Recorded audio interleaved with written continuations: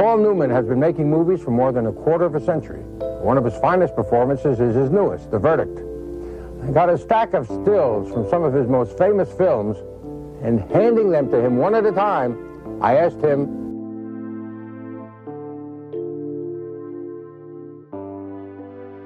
Hollywood has always looked polished on the outside, but behind the glamour, it has a much darker reality. Paul Newman wasn't just one of the biggest stars of his time. He was also someone who openly stood against racism and injustice in the industry. While many actors stayed silent, Newman spoke up and often found himself surrounded by powerful figures he deeply disagreed with. One of them was a man he couldn't stand because of his racist views. This story looks at that clash and how Newman's principles put him at odds with Hollywood's old guard. Adolph Menjou. Adolph Menjou stands out as one of the most outspoken figures of Hollywood's political paranoia era. In 1947, Menjou appeared before the House Un-American Activities Committee, HUAC, a government body that investigated alleged communist influence in American industries, including Hollywood. The hearings quickly became a turning point in the film industry, leading to fear, suspicion, and eventually the famous blacklist era, where many careers were destroyed for political beliefs or associations. Menjou presented himself as someone deeply patriotic and extremely informed about communism, but the way he spoke during these hearings revealed something else too: a strong personal bias wrapped in the language of national security. Like many friendly witnesses of the time, he supported the idea that communism was not just a political threat, but something deeply embedded in Hollywood itself. In reality, Menjou was a well-known character actor. On screen, he often played refined, polished, upper-class roles. He had charm, confidence, and a very controlled public image. But off-screen, he used that same authority to take a strong political stance. He aligned himself with the Motion Picture Alliance for the Preservation of American Ideals, a group that pushed anti-communist and conservative values in Hollywood. The problem was that during this era, communism was often used as a very broad label. It didn't just mean political ideology anymore. For people like Menjou and others in the same circle, it expanded into something much wider. Anyone who supported labor rights, racial equality, or integration could easily be viewed with suspicion. So when Menjou talked about protecting America from communism, he also ended up supporting a system where progressive voices were treated as dangerous. Writers, directors, and actors could lose their jobs simply for being associated with ideas that challenged racial segregation or inequality. This is where the Hollywood blacklist comes in. During and after the HUAC hearings, studios began refusing to hire people suspected of communist ties or sympathies. Many were never formally charged with anything, but their careers still collapsed under pressure and fear. Menjou's support of this system made him a controversial figure. To his supporters, he was defending American values. To critics, he was helping fuel a climate where fear replaced fairness and where accusations mattered more than evidence.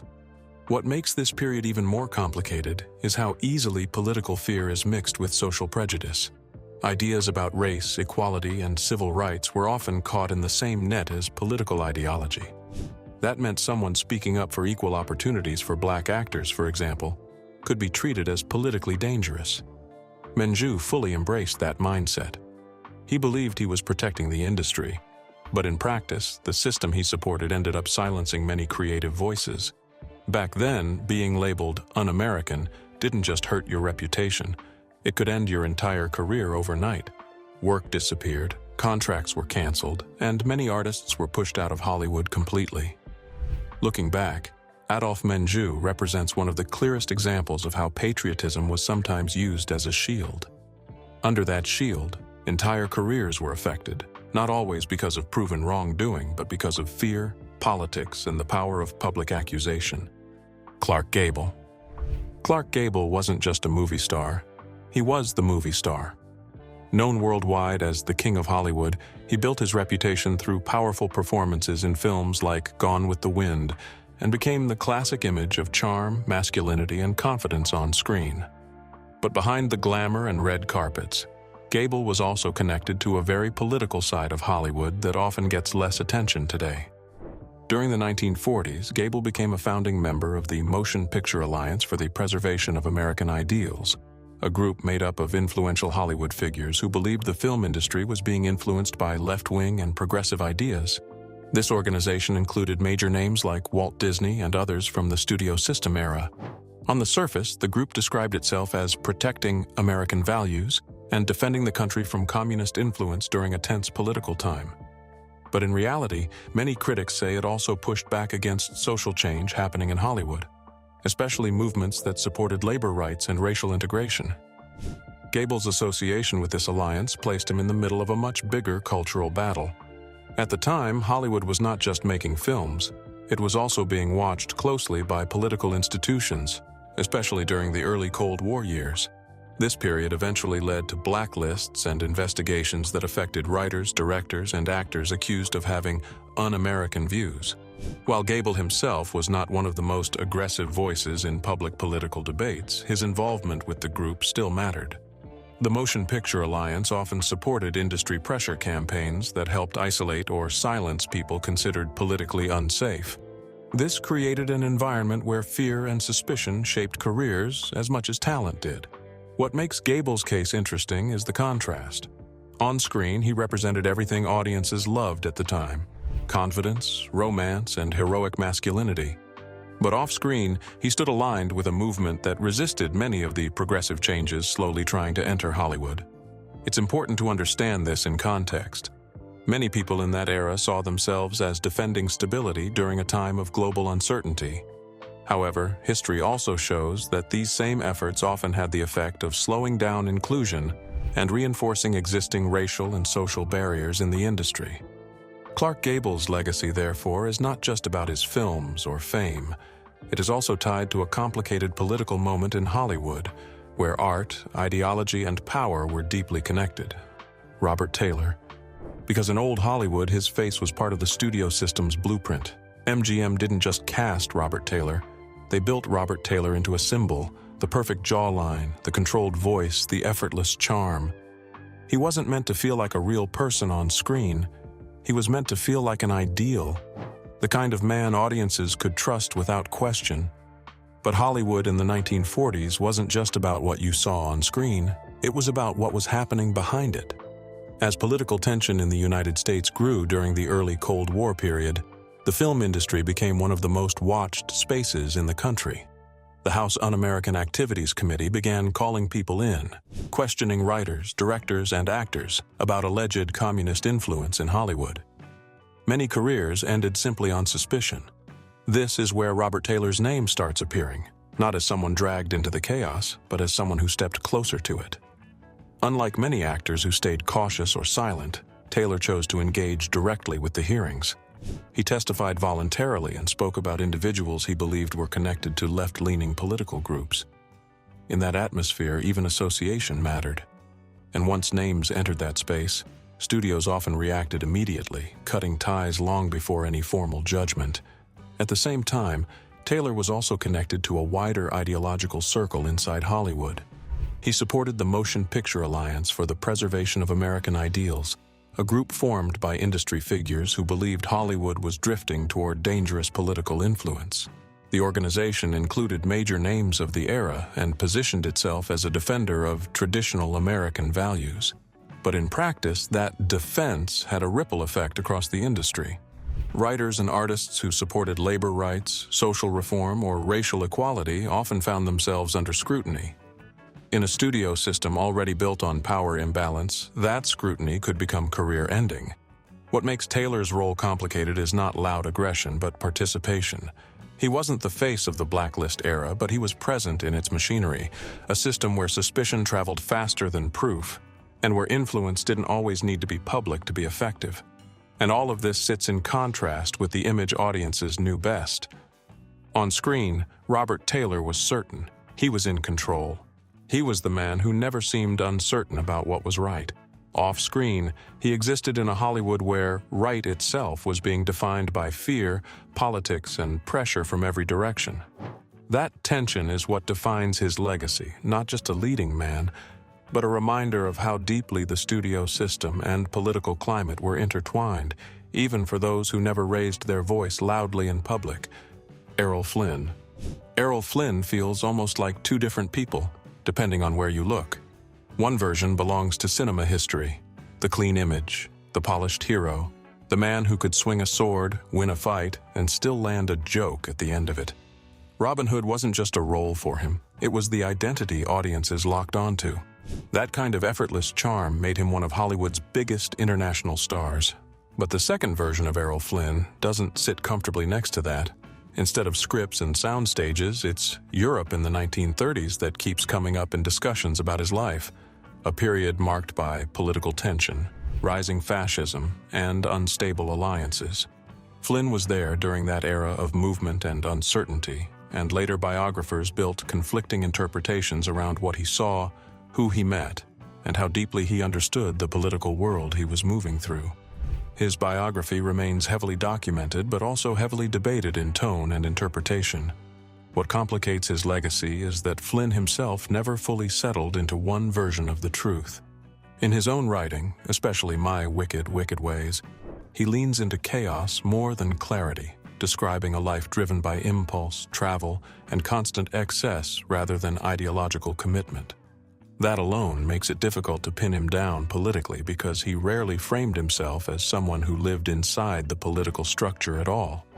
Yet over time, later accounts and biographical retellings began attaching heavier claims to his name, suggestions of troubling associations, rumored connections, and alleged attitudes that reflected the prejudices of his environment. These accounts vary widely depending on the source, and many remain disputed or second-hand rather than firmly documented in primary evidence. And that's where the tension sits. Because the Errol Flynn Hollywood knew was extremely controlled, even when scandals surrounded him, the screen image never cracked. He stayed the same type of character, fearless, effortless, untouchable. But outside that frame, the narrative becomes unstable, built from fragments, testimonies, and interpretations that don't always agree with each other. So instead of a single clear story, what remains is contrast. Hero on screen, uncertainty of it. Paul Newman and the Civil Rights Movement. Before we move into the final names on this list, it's important to understand what kind of man Paul Newman actually was when it came to civil rights. Because Newman didn't just support equality in a quiet background way. He was visibly present during one of the most important moments in American history. In August 1963, he was in Washington, D.C. for the March on Washington, standing among the crowd that gathered to hear Dr. Martin Luther King, Jr. deliver his iconic "I Have a Dream" speech. That speech and the event itself are widely documented as a turning point in the American civil rights movement. But what makes Newman different is that he didn't treat moments like that as symbolic appearances. He followed through. After the March on Washington, he continued supporting civil rights work in more direct and risky ways. He backed desegregation efforts in the American South, including initiatives connected to Alabama during a time when racial tension and violence were still extremely high. He also lent his voice to documentaries that highlighted inequality and racial injustice, which meant putting his name directly into politically sensitive spaces. This wasn't a safe career move in Hollywood at the time. Public figures who aligned themselves too openly with civil rights activism were often monitored, criticized, or quietly penalized in the industry. Even government attention followed some of these figures. During the Nixon administration, several celebrities involved in activism were placed on informal watch lists, often referred to as the enemies list.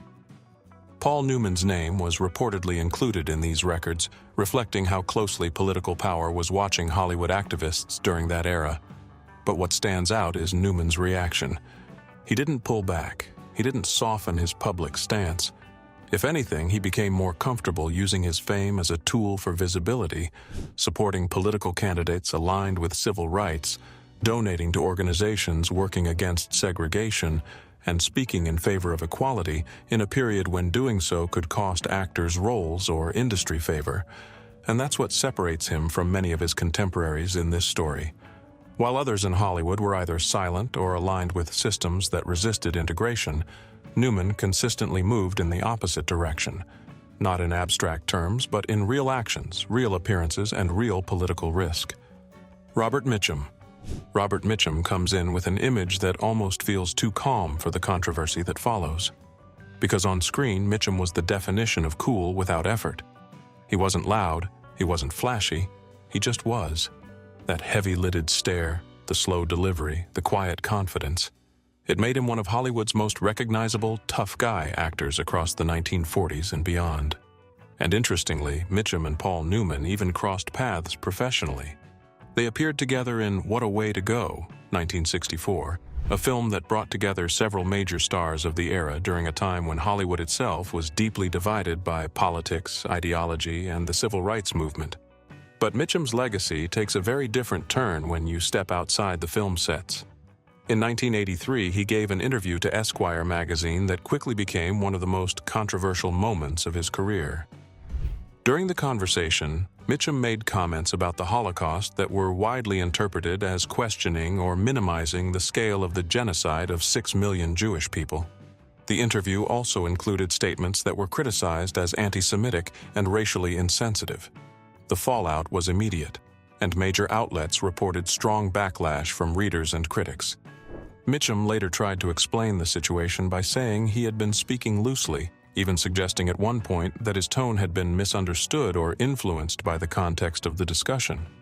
However, the damage had already been done, and Esquire did not retract the interview. What made the situation more damaging was that it wasn't just a single moment in isolation. Over time, it became part of a broader conversation about Mitchum's worldview and the attitudes that may have existed beneath his public image. Earlier in his career, Mitchum was also reportedly connected, through industry stories and later accounts, to the decision around The Defiant Ones, 1958. A landmark film about two prisoners, one black and one white, who were chained together while escaping custody. The film, which starred Sidney Poitier, became a major statement on race in America. According to some accounts, Mitchum reportedly expressed disbelief that such a scenario, racially mixed prisoners chained together, would be realistic in the segregated American South. Others interpret this as reflecting the limitations or biases of the time rather than a fully developed political stance. But it remains part of the discussion around his legacy. What makes Mitchum especially striking in contrast to someone like Paul Newman is timing and direction. Because while Newman was actively aligning himself with civil rights causes and public demonstrations, Mitchum's later controversies painted a very different picture of how he viewed race, history, and social change. And when you place both men in the same frame, like in their shared 1964 screen appearance, it becomes less about Hollywood glamour and more about contrast. Two actors, same industry, completely different moral direction. John Wayne. John Wayne stands as one of the most complicated and debated figures in classic Hollywood, not just because of his fame, but because of what he said in public, clearly and without hesitation. John Wayne wasn't just a movie star. For decades, he was the face of American cinema, the cowboy hero, the war leader, the symbol of toughness and traditional masculinity in films like Stagecoach and The Searchers. But the public image of the cowboy hero becomes far more controversial when you look at his words off-screen. In a widely discussed 1971 interview with Playboy, Wayne made comments about race that triggered strong backlash, even at the time. One of the most cited lines from the interview was his statement about believing in white supremacy until the black man is educated to a point of responsibility. The interview was published in full and has been repeatedly referenced in historical discussions of his legacy. He also made remarks in that same conversation defending the historical taking of land from Native Americans, framing it as part of survival and expansion rather than injustice. These statements reflected a worldview that aligned with older Hollywood-era narratives about American expansion, but they later became a major point of criticism. What made this even more striking was not just the content of his views, but the lack of immediate professional consequences. Wayne continued to be one of Hollywood's biggest box office draws. His films were widely watched, and his status as an American icon remained largely intact, despite the controversy. Over the years, additional reports and recollections from colleagues suggested that Wayne also held traditional views about casting in Hollywood and was resistant to broader inclusion of black actors in leading roles. These accounts vary in detail depending on the source, but they contribute to the broader debate around his public and private positions during that era. One of the most frequently discussed moments tied to Wayne's legacy is the 1973 Academy Awards incident involving Marlon Brando and activist Sachin Littlefeather. When Littlefeather declined Brando's Oscar on his behalf in protest of Hollywood's treatment of Native Americans, Wayne was reportedly furious backstage. While accounts of his exact reaction differ, the incident became symbolic of the cultural divide in Hollywood at the time. What defines John Wayne's place in this list is not subtlety, it is directness. Unlike many figures whose views are interpreted through second-hand accounts or fragmented reports, Wayne's controversial statements were publicly documented and widely circulated during his lifetime. And unlike actors such as Paul Newman, who became associated with civil rights activism and public support for equality movements, Wayne never publicly retracted or softened the statements he made in that 1971 interview. He maintained his stance until he died in 1979. Ward Bond. Ward Bond stands out in a very different way from the polished leading men of Hollywood's golden age. He wasn't the face on the poster. He was usually the man beside the hero, the supporting character in westerns and war films, often appearing in director John Ford's movies. On screen, Bond was exactly what Hollywood needed him to be: tough, reliable, and often loud. He appeared in hundreds of films and television episodes, building a career as one of the most familiar character actors of his time. To audiences, he looked like just another classic hard man of old cinema. But off-screen, his reputation carried a much heavier and more controversial weight. Bond was a founding member of the Motion Picture Alliance for the Preservation of American Ideals, a group formed in Hollywood during the 1940s. The organization presented itself as defending American values during a time of political fear and Cold War tension, but it also became closely associated with resistance to progressive movements in the industry. Inside that environment, Ward Bond developed a reputation for being one of the more forceful personalities. He wasn't just aligned with the group's ideology, he was actively involved in pushing it forward within Hollywood circles. During the blacklist era, when suspicion about political beliefs could destroy careers, Bond was often described in accounts and industry recollections as someone who supported investigations and encouraged others to cooperate with anti-communist inquiries. In that climate, cooperation often meant naming names or distancing oneself from colleagues who were considered politically risky. Bond's influence also came from his connections. He worked closely with director John Ford and shared a long professional relationship with John Wayne. These were some of the most powerful figures in Hollywood at the time, and being part of that circle gave Bond more visibility and influence than most character actors ever had. But alongside that professional success, there are long-standing accounts from colleagues and historians that describe him as confrontational and openly hostile toward people with progressive political views. Some recollections also suggest that he used offensive language toward minority performers and crew members on set.